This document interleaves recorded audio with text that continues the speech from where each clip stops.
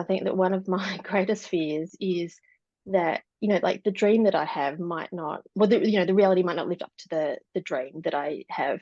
And while something exists as a fantasy and on a piece of paper, it can be as perfect as you like. And so there's a little bit about kind of knowing myself that actually this is going to be uncomfortable because it may not live up to these perfect expectations that I have of myself and others and what I can create. So that was probably one thing. The other was doing this by myself as a woman, in the kind of construction environment. I felt that there was a potential for me to, feel a little bit uncertain about what I could contribute and, how the relationships should work. So having some support and some, evidence and some information that helped me to go into conversations with more information, and, to ask the right questions was really, really important.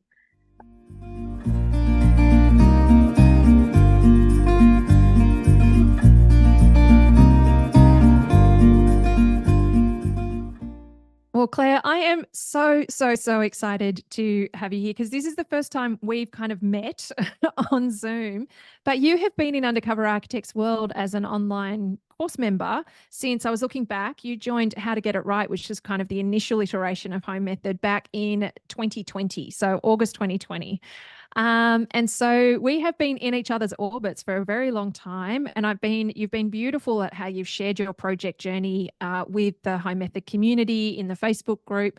And I've watched how intentionally you've created the outcome that you've achieved and now celebrating that you've moved into this home and you're living in it and what that's doing for your lifestyle. And so to actually be having this conversation with you, I'm so chuffed and so grateful that you're able to come on and share your journey because I know it's going to be super helpful for those listening to learn more about how you approached your new build project to create the home that you did. And I know it was done in alignment with some very significant values and priorities for you, and you were very deliberate and intentional about what you were doing. So, and then of course, juggling that with all of the regular demands that everybody is in terms of budget and demands on your time and your life and what the site needed and all of that kind of stuff. So, so I was wondering if we could just kick off by understanding who did you build this new home for? Who lives in this home?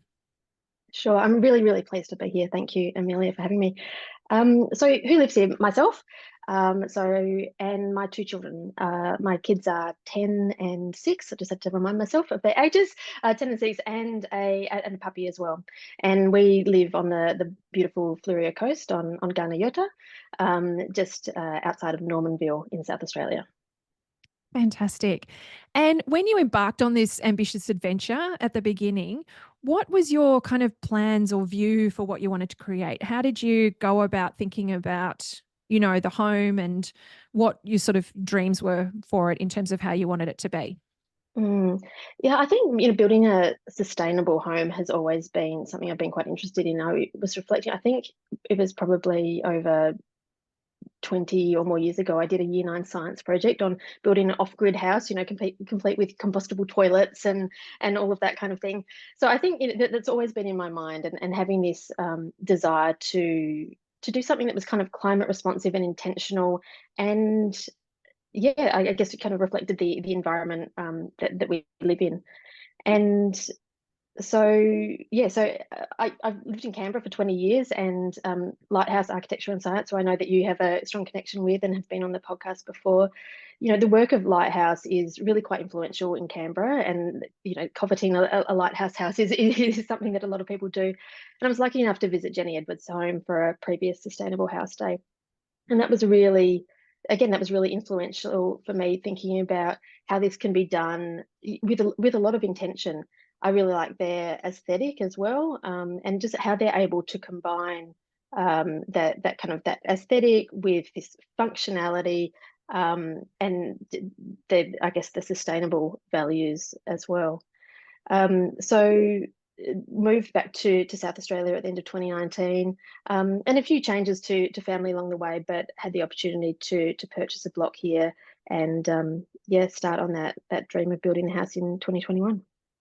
Fantastic. And so in terms of, can you remember back? So you've bought this, block of land. It's in a beautiful location. You've got the beach nearby. Really really tapping into a quality of life and lifestyle that's possible when you're kind of living in that type of environment. Do you remember what you were nervous about? Or, obviously if you were starting in 2021 and you bought that block of land in 2019, there's a bit of time between those two things. Can you think back to what you were most concerned about kind of getting right, or what you were worried might go wrong, or, how that journey was going to look for you, and what led you to thinking about, okay, I actually need to invest in my learning here. I need to get some structure to this. How's this going to work for me? Yeah, there are a couple of things. I think I'm a bit of a perfectionist. I think that one of my greatest fears is that, like the dream that I have might not, well, the reality might not live up to the dream that I have. And while something exists as a fantasy and on a piece of paper, it can be as perfect as you like. And so there's a little bit about kind of knowing myself that actually this is going to be uncomfortable because it may not live up to these perfect expectations that I have of myself and others and what I can create. So that was probably one thing. The other was doing this by myself as a woman, in the kind of construction environment. I felt that there was a potential for me to, feel a little bit uncertain about what I could contribute and, how the relationships should work. So having some support and some, evidence and some information that helped me to go into conversations with more information, and, to ask the right questions was really, really important. Um, I think another thing, this maybe is quite minor. I have a brain that really struggles to visualize things in three dimensions. So, learning from others, and I know that I wanted to build a custom house, so I couldn't go to a project home designer and say, I want that one, and get the feel. So I really needed like all of the really practical information about, how room layouts work and sizes, and, all of the information about materials in order to be able to visualize what I wanted to construct. And I'm just a bit of a nerd as well, so I really like to be up to date on new information, new science. The building industry is just, there's so many changes. And so you worked with a building designer, and can you explain a bit about sort of what the journey was of looking for the right team and how you went about that? We joke in Home Method that sometimes you have to kiss a few frogs before you find the Mm-hmm. right fit in terms of who you're going to work with. I think too, you shared with me your brief. It's beautiful in terms of the level of intention, description about how you wanted to live, what your values and priorities are. It's not prescriptive in so far as we want, we want these kinds of spaces and we want these functions, but it's not, we need this and this connected in this way. You've obviously not done, some people do draw a floor plan. You've not done that. You've literally done this written document, and you've got then links to, ideas boards and those kinds of things. So did you do that first and then start interviewing designers? And how did you kind of have that conversation and then find the right fit in terms of putting your team together? So I had initially embarked on a building project on the site, and then that reached a conclusion with some changes to the family situation. So I'd learned a lot through that process, and I think that that's something that I think, if I was advising other people about their journey, like the false starts do add up. Like you learn so much from them; they're not wasted time. But when the time came to restart this building project, I really wanted to work with a Fleurieu. I live on the Fleurieu Peninsula in South Australia. I really wanted to work with a local designer and builder. Like this place is so special to me, and I really wanted to work with local professionals who also really loved this place. So I actually met Lockie McEwen from Harmonic Home Design, who I know that you've referenced on the podcast before in your episodes with Mel Lupus. He I think there was a kind of like a come and meet a designer day that maybe Renew or someone was putting on. And I just jumped on a Zoom call with Lockie and had a chat to him. And I think we kind of really aligned in terms of the values that we had. And of course, I liked some of the work that he'd done as well, aesthetically. So that was a good fit. And then one of the things that I did do, which I definitely wouldn't have done but for the home method, was to engage a builder early in the process. I think if I was following the standard, get a design and plans done, go to tender, go to the builder, that probably would have been the standard process that I would have followed, but was really inspired to pull in that building expertise early. And was down at a coffee shop at beautiful Port Elliot and saw one of the trucks for 35 South. I thought, oh, these guys look interesting. Looked them up online, and again, it was really about that values alignment. Had a chat to them, and I could really see that they weren't just a company that was about weren't just a construction company. They really had values around doing really, really good work. There was almost a like artistic quality to the way that they showed up and approached their work. So the three of us worked really closely together through the design phase, and I think that was so excellent to do. I said to both Lockie and Sam Fatulis from 35 South early in the process that I wanted to build a house that we were all really proud of. And so I think that that's something that we were able to do. And we would jump on Zoom meetings together and problem solve together. And having that building input early, I think is probably important all the time. But over the last 3 years, with just the changes to the economic environment around building, it was really essential to have Sam's input throughout the process so that we could build a house that aligned with my financial expectations. Yeah, I love that. And I remember you saying when you were in the midst of that, it was actually a lot of fun watching a couple of colleagues kind of have these conversations with you there, knowing that it was about your home and your project, but seeing their expertise kind of come out in terms of how they were each bringing what they individually do to the table in terms of it, and just, being witness to that you actually really enjoyed it. Yeah, I'm a huge lover of learning, and I think that we could all say that we learned a lot through the process from each other as well. And I think that when you're talking to a builder or a designer or an architect, I think that that's probably a huge green or red flag, is how receptive are they to new information and ideas. And certainly I'm not an expert, but I think I have an interest in reading contemporary information. I'll jump on blogs, and certainly from the home method, and listening to podcasts. And so sometimes I think I had valuable input to share. And so when I shared look, here's how you do slab edge insulation with termite protection, here's an article from Renew about that, they'd be like, oh, this is actually really useful. Like it was a huge a huge green flag for me when I would send something to Sam and he'd say, this is great, I've sent it to all the boys to have a read. So this openness to learning, so backing yourself and bringing your expertise, but both Sam and Lockie, had this openness to receiving new ideas, and that made it such a fun, collaborative environment to be in. Yeah, I love that. And that's definitely a testament to their abilities and professionalism as operators, that they are open like that. Because yeah, unfortunately, those who don't have a great experience found that they're kind of talked down to, or that they're, and I know I find that with, a lot of the conversations and comments in Home Method can be, how can I have a respectful conversation with my professionals because I've done this learning and I've done this research on this particular resource. I know Michael was asking about that in the group just the other day. I've come up with what I want to do for the roof structure, and, how do I, and this desire to make sure that you are being respectful of their kind of expertise, but it's so much obviously when the openness is there, and you can ask those questions, and even if it's not the way that it's going to support your project being the best, there's that the conversation can actually occur, and you can feel comfortable as a client that you can bring those things to the table is so critical in you feeling like you have agency in your project, isn't it? Absolutely, absolutely. And so, but part of my work as a coach is all about asking questions. And one of the things that I really learned through this process, and completely aligns with my work, is that the kind of the quality of the answer that you get is really dependent on the question you ask. And sometimes in forums, etc., I see a lot of questions that homeowners are asking around, why does it cost this much? Why are we doing it this way? Why?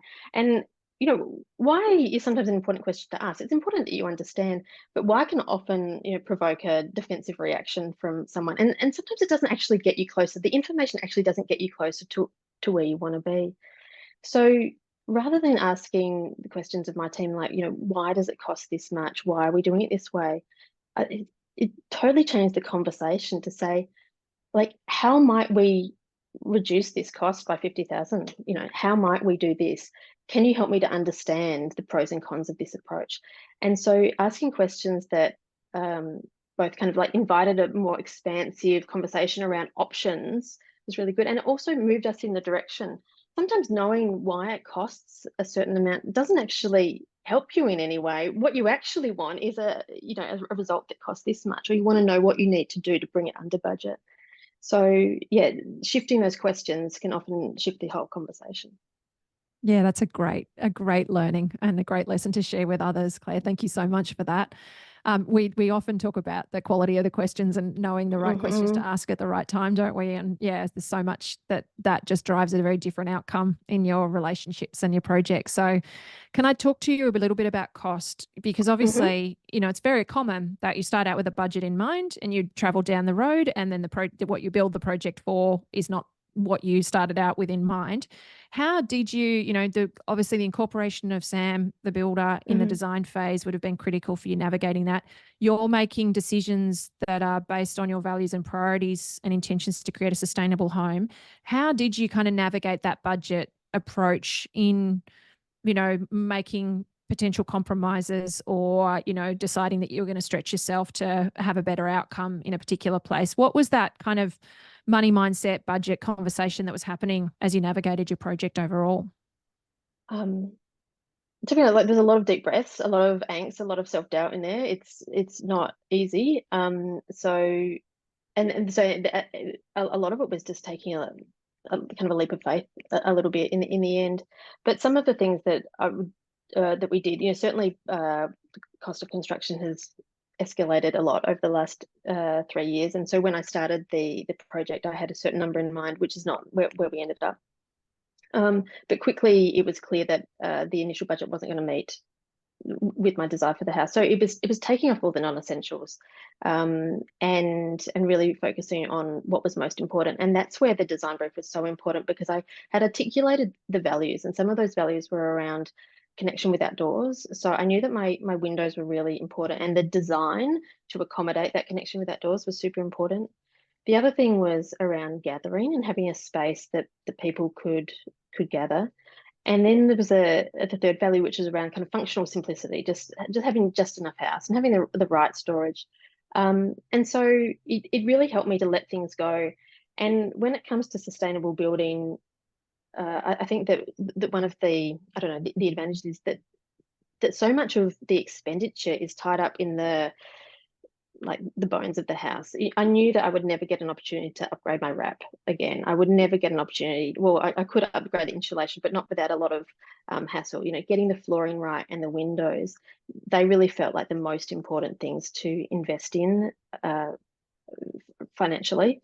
And then I thought I can put new taps in the bathroom. That's not actually that important to me, and it doesn't have an impact on those values that I hold most important. So yeah, I think that I feel very, very privileged to be able to build a house, and privileged for the financial position that I was in, and the support of some family that enabled me to do this. But yeah, sometimes it's just balancing the needs, but coming back to those values was really, really key. Yeah. And when you sent me through your brief and your observation that you wrote that sort of 3 years ago, and the house that you're living in is a reflection of that.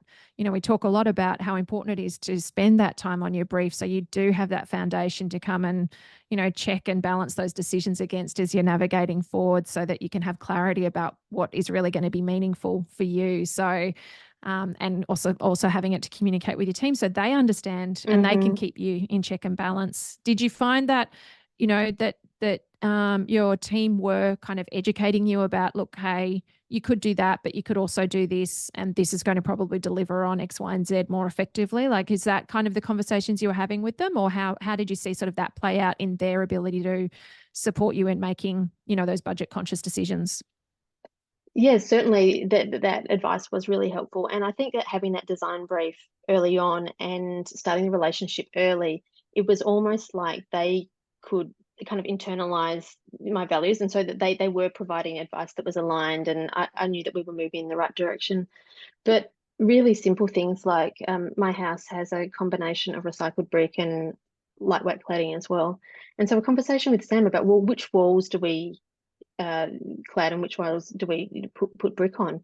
And, he was able to provide us some really practical advice about the cost of bricking around a window is much more expensive than it is to use lightweight cladding. So we could prioritize which walls we would do in that way. And certainly Sam, I think, just through experience, had kind of creative solutions to be able to solve some problems. Yeah, I love that. And I saw you share just in the Facebook group this morning that you've got your first electricity bill and Yes. you're over $200 in credit from because of the solar power that you Yeah. have on your home. So those decisions that you're making, you talked about obviously, making decisions that were about the structure itself and the things that were difficult or costly to change down the track. How also did you kind of balance the decisions of spending money where that initial outlay was going to obviously take a chunk of your budget, but was going to have this payback period in terms of obviously lowering your heating and cooling costs or improving the thermal performance of the home? Like, how did you sort of juggle those demands in your head when you're sort of looking at something nice that you wanted to have, and those kinds of things? Because a lot of people are obviously borrowing from Peter to pay Paul and not necessarily making the same kind of decisions. How did you find that you Mm. navigated that? To be honest, the solar wasn't a nice to have for me. It was so built into just my expectations for the home. So it was something I was always going to do. And so it kind of formed part of the overall budget there. And I guess I feel that building a home, like I said, is a enormous privilege to be able to do that. And with that privilege comes a responsibility. Homes take up a huge, well, building a home takes up a huge amount of resources. It takes, in terms of the physical resources that it consumes, but the mental and the emotional resources, the labor, the financial resources that go into building a home. I really wanted that the house to kind of be a demonstration of like how you can and how you should build homes with intention. So things like the solar were almost kind of no-brainers for me. And then it's been, deferring other things that aren't so significant. So I took out almost all of my custom joinery. I thought that can come later. That's not so significant for me. So I guess everyone's going to be a little bit different. And I really like that the podcast and the first iteration was kind of called Get It Right, not like Get It Perfect. So that what is right for each person is going to be different. But having a strong idea about what is right for you is so important, because you are going to be knocked around by so many influences in terms of friends, family, what's in the magazine, what other people are doing, your builder and your designer. So having that really clear idea of like, what does right mean to me, kind of like can be your North Star through the process. Yeah, that's brilliant. So, um, it's just so true. Like, it's just so lovely hearing that it's worked that way for you, because it's what I've seen time and time again works. And so Mm-hmm. it's why I'm so passionate about teaching people to do it, because I know that it does help. And when you're kind of enduring something that can go for, 3 years, to have that platform to come back to, that you have got really honest with yourself about what you really want, is just so important. So I love that. Yeah, I love that that's been your experience of it. So now in terms of moving through the design phase and into construction, did you find that you kind of landed on the design quickly, or was there lots of iterations? How did you sort of, weigh up those design choices as you were navigating through that process of working with your team? Mm. So we didn't land on the design straight away. We had probably a few back and forth. But like I said earlier, every false start you learn something from. And so I think a design that doesn't meet your expectations sometimes is really useful, because the act of clarifying why it doesn't work helps you get closer to what's most important.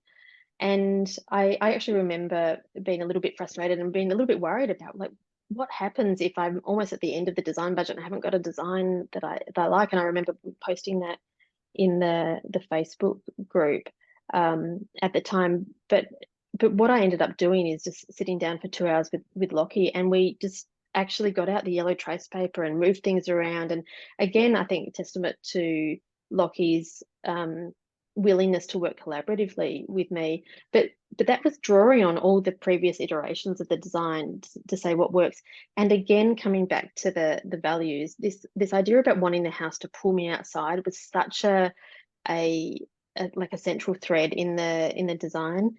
And going to Jenny Edwards' house, one of the things I loved about her house is that all her bedrooms had two windows on two walls. And I thought, I want that. That's so important. And obviously that actually has a massive impact on the design that you can generate, because it means that you need to have two external walls for every single bedroom. But being really clear on, no, like, that is so important to me, then you can design around that. So it's almost like the constraints are actually useful in helping you frame a design. So yeah, that's how we navigated that.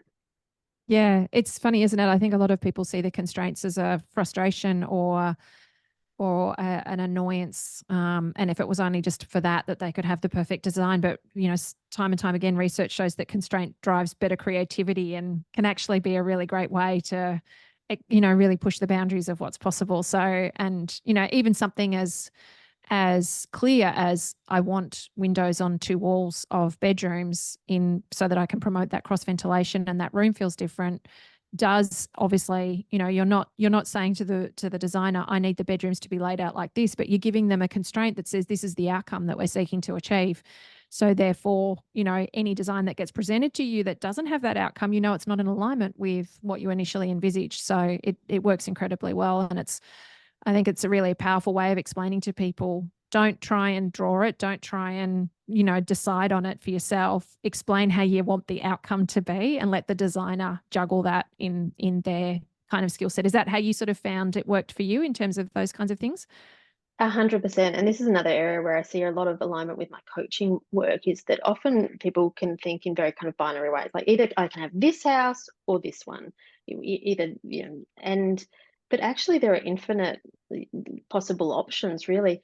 But what you want to get clear on is the outcome that you want, the how, and especially like the how you want to feel in this home, what you want the home to do for you, like and so that was much more. And I think that as a creative professional, I imagine for a designer or architect, that's actually letting them do the thing that they're skilled at, and letting them exercise some creativity there. And so I think that it just opens up so many more possibilities, and possibilities that you as a homeowner haven't thought of, but might end up being really delighted by. Yeah, I love it. Now, can we talk through some of the decisions that you made to achieve that sustainability? You, of course, were pursuing a certain level of airtightness. You wanted, or you at least wanted to know what the airtightness of the home was going to be. And you were thinking about a lot of the things that we've been discussing in terms of condensation management and mitigation of risks around that. A lot of sort of ideas that often can feel like they're passive house principles, but you were wanting to deliver them in that conventional construction approach. What did you do in terms of navigating that with your team and getting a commitment from them to kind of deliver that way, and how then you sort of set up your construction process for that to be possible? Sort of, can you remember through how that sort of all worked for you? Sure. Again, this kind of feels like something that was almost like a no-brainer. So it was something that I went into the conversation to say, like, we are doing it this way. It wasn't like, oh, maybe we should, or maybe we could. So being really clear that that kind of structure of the home in terms of the wrap and the insulation and the cladding materials was really, really important. And going in with this expectation that I wanted to achieve a certain level of air tightness. And I think originally I was saying, 3 to 6-ish would be good. And so Sam had done some projects using Proclaimer wraps and prioritizing that air tightness. And so that gave me some confidence. But what also gave me confidence was how he could talk about what they'd learned and what they'd gotten wrong in previous projects, and how they'd iterated and improved their methodology. So I could tell that he was not only had some experience, but was really receptive to learning along the way. So that, yeah, and that's what we did. So we wrapped the house in Proclaimer wrap and the roof as well. and really, really careful taping. I had originally planned to include provision for decentralized ventilation, depending on where the air tightness result ended up. And so we were going to put the framing in the wall so it was easier to retrofit that decentralized ventilation. But we did the first blower door test when the house was wrapped, and we achieved an air tightness result below 1, which just absolutely blew us all away. That we had done that with just an external wrap and really careful installation of that wrap. So I think that really highlighted for me that you can achieve very airtight homes with good design, good product, and careful installation. It is really, really achievable. And so that we quickly pivoted then to say, right, we're going to need some centralized ventilation. And luckily, the design and the shape of the roof had sufficient space for putting a centralized ventilation unit in the roof. And then we could duct it to the rooms. So that was that was the process there. And then we ended up getting around, I think, 1.2 for our final air tightness result when we did it at the end. So that's a really, really excellent result. And that air tightness, I guess, is in part, and the ventilation that I've put in, it's in part about absolutely kind of thermal efficiency for the house, but also about creating a really healthy, comfortable home as well. Yeah, it's amazing. And I think that how did that sort of process feel when you realized that the option that you'd built in wasn't going to be, like, obviously changing tack in a ventilation system midway in a project, a lot of people would find incredibly stressful. How did you sort of navigate that in terms of the way that you were working with your team at the time? Well, I guess we were delighted to get that kind of result, but you're right, like it meant a bit of a pivot. So again, I guess it was thinking about what's the priority here and what's going to be harder to upgrade later. So it was a really quick decision that air conditioning was going off the list and the ventilation was going on. So there was a budget switch out there, and prioritizing that ventilation system. But I think in hindsight, what I've learned is that if you've got a good design, you're using good product, and you've got a careful team, it's likely that you're probably going to get a pretty airtight result, and a result that's going to necessitate some ventilation. So in hindsight, I think I would have factored in the centralized from the outset, because I don't know what the option is otherwise. I don't know if we got 0.66 in our initial result. I'm not sure, like what I said, go and untape some of the holes that you've taped, or go and Let's put make some the house holes more in the leaky. wall. Yeah, let's make the house more leaky. And I think it's quite hard for a builder to kind of know, like, how good is good enough. If they're taping all of the joins and doing it all properly, they're probably going to get a pretty good result. So I think it's almost hard to aim for an air tightness result of 5 or something like that, because it's in between. So I would definitely, if you are giving intentional consideration to the air tightness of your home, I would definitely advise that goes hand in hand with mechanical ventilation. Yeah, and that's very good advice, because it is that thing. The more that I see builders learn about this, and then also use good quality products that have mechanisms in place and training in place to be able to install well and do what they promise they do, the more likely you are to get a really good outcome for air tightness. And then if you haven't factored in that, in hand with that goes that recovery ventilation system, then you can obviously run into some problems needing retrofit down the track. And the last thing you want is an incredibly airtight home that isn't giving you the opportunity for recovery ventilation, because then you've got problems obviously with the indoor air, and how you keep that healthy and clean.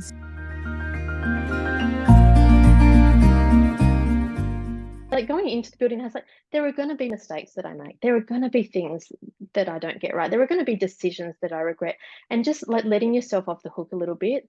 And then I guess the goal is to make those things around the things that perhaps are secondary, to really focus on getting the most important things right. So I think then part of the learning is just surrounding yourself in the kind of environment and with the kind of people that you feel aligned with.